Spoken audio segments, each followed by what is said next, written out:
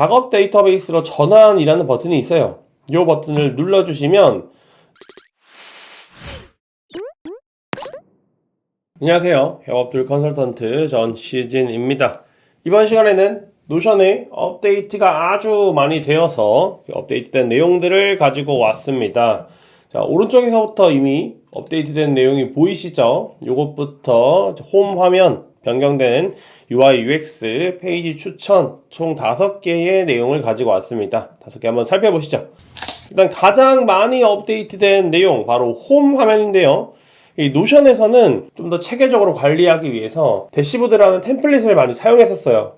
근데 홈 화면이라는 게 나와서 대시보드를 굳이 만들지 않아도 된다. 만들면 당연히 좋지만 훨씬 더 편리해지지만 꼭 반드시 만들 필요는 없다가 되었습니다. 홈 화면부터 한번 살펴보시죠. 왼쪽 사이드바에서 홈이라는 버튼을 누르시면 홈 화면에 들어올 수 있습니다. 그리고 단축키도 컨트롤 커맨드 H 누르시면 단축키로 접속할 수 있고요. 어디 한번 들어가 볼까요? 컨트롤 커맨드 H 누르면 이렇게 홈으로 들어올 수 있고요. 자, 홈 화면에 들어오시면 최근에 방문한 페이지, 예정된 이벤트, 이거는 노션 캘린더와 연동이 되어 있어요.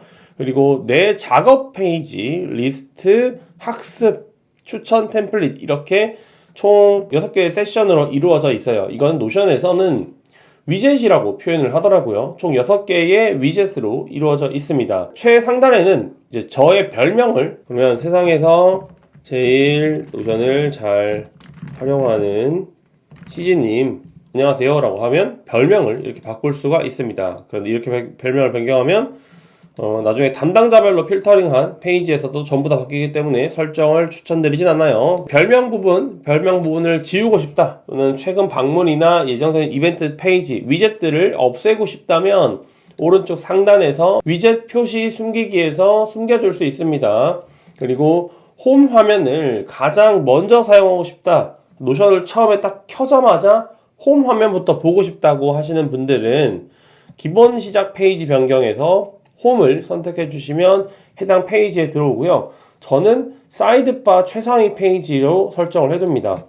사이드바 최상위 페이지로 설정을 해두면 이 즐겨찾기 페이지에서 가장 위에 있는 페이지를 항상 먼저 들어오게 됩니다. 그래서 대시보드가 맨 위에 있다면 제가 어떤 페이지에 가 있든 노션을 처음 들어오게 되면 이 페이지로 들어오게 되고요. 이 페이지를 처음으로 쓰고 싶다? 그러면 전 즐겨찾기로 이렇게 왔다 갔다 할 수 있기 때문에 전 이게 편해서 이렇게 사용을 하고 있고, 노션을 처음 사용하시는 분들은 홈 화면으로 설정을 해두면 훨씬 편하게 이용하실 수 있을 것 같습니다. 자, 두 번째는 최근 방문 페이지죠. 이 최근 방문 페이지는 진짜 말 그대로 최근 방문 페이지예요. 제가 최근에 어떤 페이지를 방문했는지 리스트를 쭉 보여줍니다. 요 버튼을 눌러서 왔다 갔다 하셔도 되고요. 쉬프트를 누르고 스크롤을 돌리면 이렇게 목록을 볼 수 있습니다. 저는 요 목록 자체가 사실 컨트롤 P, 커맨드 P를 눌렀을 때 나타나는 목록과 같아요. 그래서 리스트로 보고 싶으실 때는 이런 화면으로 컨트롤 P를 눌러서 살펴보시면 되고, 갤러리로 보고 싶으실 때는 이런 화면으로 보시면 될 것 같습니다. 여기 있는 이미지는 커버 이미지예요. 페이지 커버 이미지.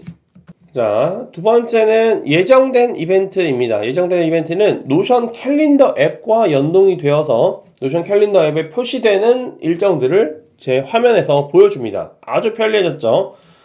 이 캘린더, 표시되는 캘린더를 변경하고 싶으시면 점점점 눌러서 캘린더에 들어오시면 제가 보고 싶은 캘린더들의 목록을 살펴볼 수 있습니다. 선택하시면 해당 캘린더들이 여기서 보여지고요. 선택을 해제하시면 이렇게 보여지죠.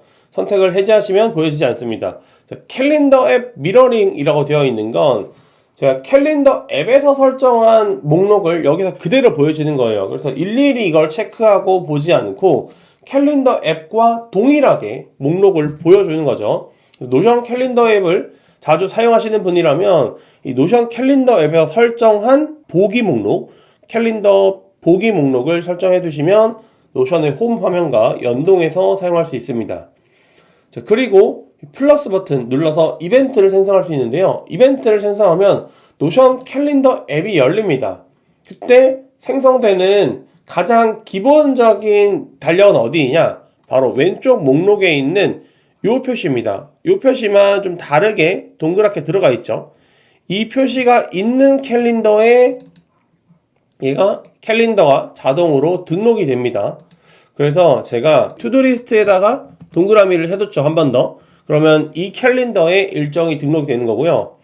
테스트해서 다시 클릭을 해서 동그라미를 해두면 이 페이지에 일정이 자동으로 생성이 됩니다. 그리고 종일 이벤트를 표시할 건지 안 할 건지, 그리고 이벤트 포함해서 오늘만 할 건지, 오늘과 내일 할 건지, 3일 할 건지, 일주일 할 건지 선택할 수 있고요. 3일이 전 편해서 3일 동안 했습니다. 참가자가 없는 이벤트 선택하실 수가 있습니다. 회의 도구나 장소가 없는 이벤트, 이것도 마찬가지로 왔다 갔다 할 수 있고요. 노션 캘린더를 사용하지 않는다 하시면 홈에서 숨길 수도 있습니다. 요거는 마찬가지로 위젯 표시 숨기기에서 전부 다 인사말 예정된 이벤트 다 체크하면은 나타나고 누르면 없어지고 이렇게 선택하실 수가 있어요.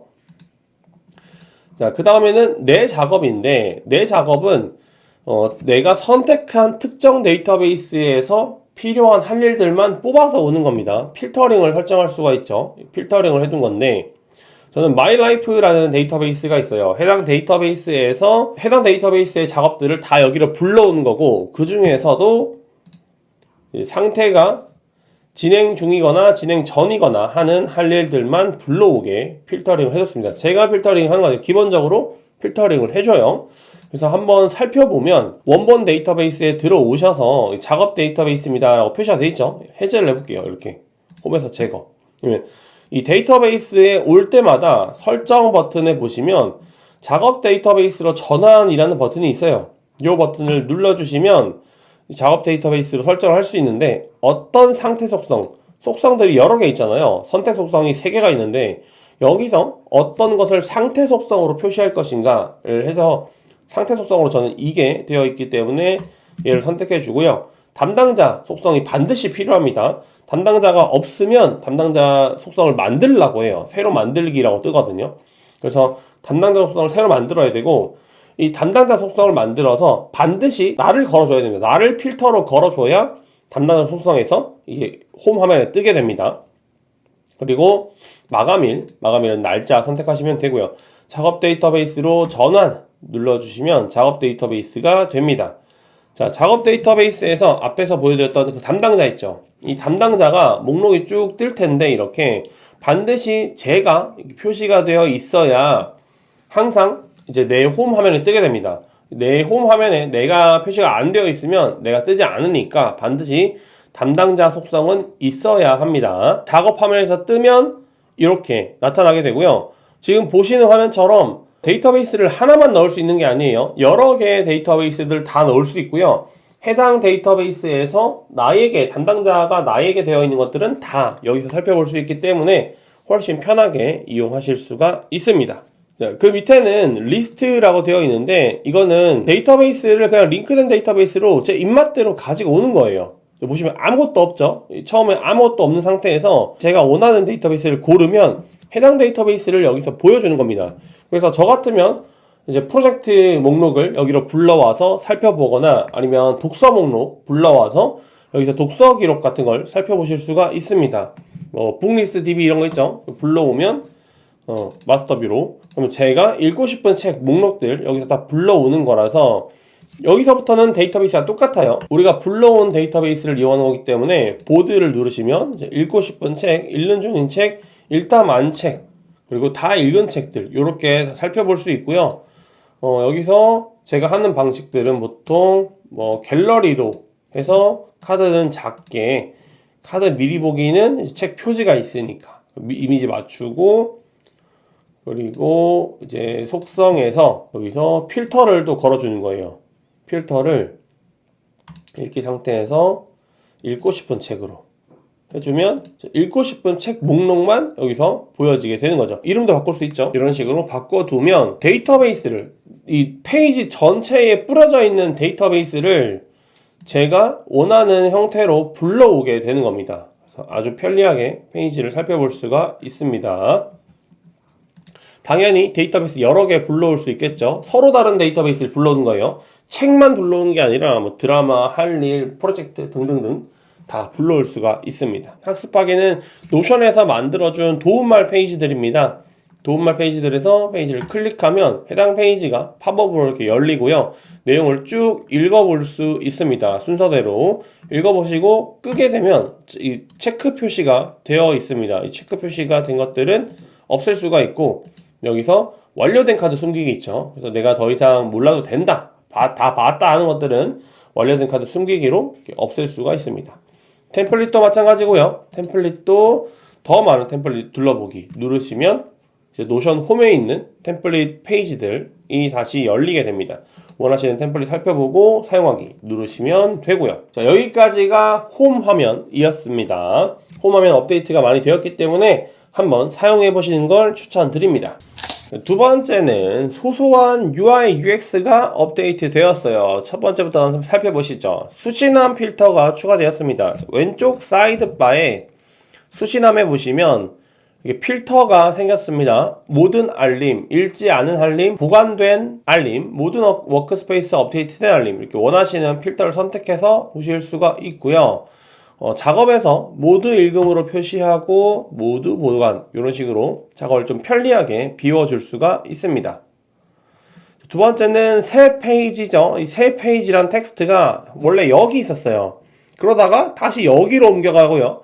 여기로 옮겨져 있던 새 페이지가 이제는 이쪽으로 옮겨졌습니다. 그래서 새 페이지 만들기라는 글자가 없어지고 아이콘으로 변경되었다, 이렇게 보시면 됩니다.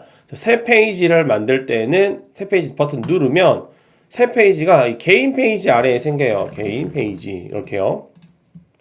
여기 생기죠. 그래서 이쪽에 생겨지는 걸 살펴보시면 됩니다. 또는 뭐 개인 페이지 오른쪽에 플러스 버튼 누르셔도 만들 수 있습니다. 그 다음에는 섹션의 순서를 변경할 수 있어요.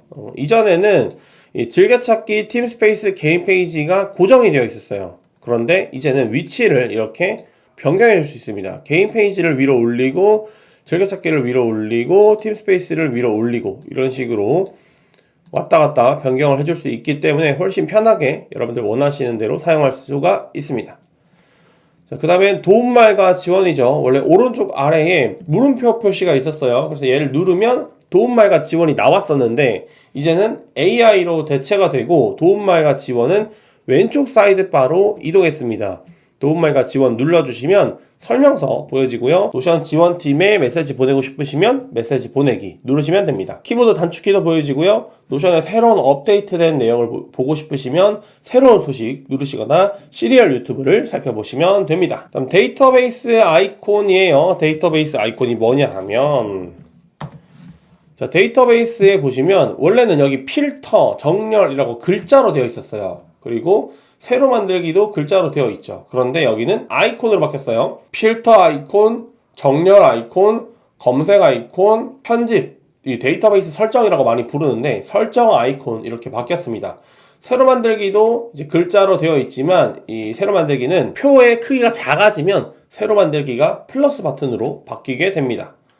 점점점 누르시면 필터 그대로 보여지고요. 그다음 텍스트 선택 후 나타나는 팝업이죠. 자, 텍스트를 선택해 볼게요. 링크랑 댓글이 글자로 되어 있었는데 글자가 아이콘으로 바뀌었고, 요것도 색깔도 원래 A라고 되어 있었어요. 그런데 텍스트 색으로 아이콘이 변경되었습니다. 주황색 하면 주황색 아이콘 나타나고, 보라색 나타나고, 주황색 배경으로 이렇게 나타나게 됩니다. 페이지 복제가 이번에 글자로 되어 있었는데, 복제라는 글자가 되어 있었는데 이제는 사각형 두 개가 겹쳐진 아이콘으로 변경됐어요. 그래서 복제 버튼을 누르세요 라고 하면 좀 헷갈릴 수 있기 때문에 사각형 두 개가 겹쳐진 아이콘 누르세요, 이렇게 하셔야 됩니다. 자, 페이지 추천 모드가 새로 나왔어요. 페이지 추천 모드가 뭐냐 하면 오른쪽 상단에 점점점 누르시면 페이지 추천 모드 있습니다. 추천 모드 편집, 이걸 누르시면 추천할 수 있는데, 그러니까 워드에서 페이지 수정을 할 때 이렇게 수정하면 어떨까요? 라고 빨간색 글씨로 막 남기는 게 있어요. 그거를 노션에서도 할 수 있습니다. 예를 들어서 보드를 지우고 MS 워드 이렇게 쓰는 거죠. 그러면 워드라는 글자를 지우고 MS 워드라고 썼다, 이렇게 보여집니다. 보시면 이력도 나오죠. 워드를 지우고 추가를 했다, 이렇게 보여지는 거예요. 그래서 리액션도 추가를 해줄 수가 있고요. 이렇게 입력을 해주게 되는 거죠. 그러면 마찬가지로 추가되었다 보여지고요. 완료 수락 눌러주면 이 글자가 나타납니다. 수락을 누르지 않으면 그냥 이렇게 추천된 상태로만 나타나 있는 거예요. 만약에 거부를 한다 그러면 없어지죠. 다시 얘도 삭제했으니까 삭제를 거부한다 그러면 다시 나타나게 됩니다. 이런 식으로 추천 모드를 사용해서 문서를 좀 더 깔끔하고 완벽하게 만들 수 있습니다. 다음 페이지 목차죠. 마찬가지로 노션에서 문서화 시킬 때 아주 편리한 기능이 되었습니다. 노션이 진짜 위키를 많이 밀고 있는데 그 위키 기능이 업데이트가 된 것 같아요. 목차 블록을 생성해야 목차를 볼 수 있었거든요. 그런데 이제는 이 목차 블록을 생성하지 않더라도 오른쪽에서 얘를 볼 수 있습니다. 목차 블록과 사용하는 방법은 똑같아요. 제목 블록을 만들고 그 제목 블록에 제목 1, 제목 2, 제목 3에 따라서 목록들이 생성이 됩니다. 목차 블록 1, 목차 블록 2 이렇게 생성을 하면 여기 안에서 나타나죠. 얘를 눌러주면 해당 페이지로 당연히 이동하고요. 이렇게 이동을 하고 요 블록도 이 옵션도 아주 진짜 편리했습니다. 페이지 내용이 길어질 때에는 이 기능이 아주 편리할 거예요. 혹시나 이거 쓰고 싶지 않다 이렇게 오른쪽으로 마우스 갈 때 나타나는 거 귀찮다 하시면 오른쪽 상단에 목차를 켜고 끌 수 있습니다. 이거 눌러서 선택하시면 됩니다. 자, 마지막에는 휴지통 자동 삭제예요. 이제는 업데이트가 되어서 휴지통에 있는 페이지들이 자동으로 삭제가 됩니다. 그래서 엔터프라이즈이신 분들은 이제 삭제를 변경할 수가 있습니다. 며칠 이후로 뭐 90일 이런 식으로 변경할 수가 있는데 근데 이제 엔터프라이즈가 아닌 분들은 비즈니스까지는 이게 변경할 수가 없어서 자동으로 페이지가 삭제된다라는 걸 알아두셔야 다음번에 어떻게 되냐면 이 페이지 편집 기록 있죠. 이 편집 기록이 플러스 요금제까지는 30일 이전의 내역들만 생성할 수가 있습니다. 그런데 30일이 지나면 플러스 요금제까지는 사실 뭐 어차피 다 사라지는 거니까 상관은 없어요.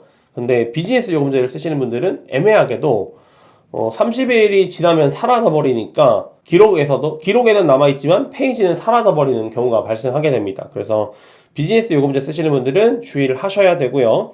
플러스 요금제까지 쓰시는 분들은 여기서 살아있지 않으면 어차피 휴지통에서 살아있지 않은 거기 때문에 그냥 신경 쓰지 않으시고 다 지우셔도 상관은 없습니다. 자, 오늘 영상은 여기까지고요. 여러분들은 새로 나온 기능 중에 어떤 점이 제일 좋은지 댓글로 남겨주시면 좋을 것 같아요.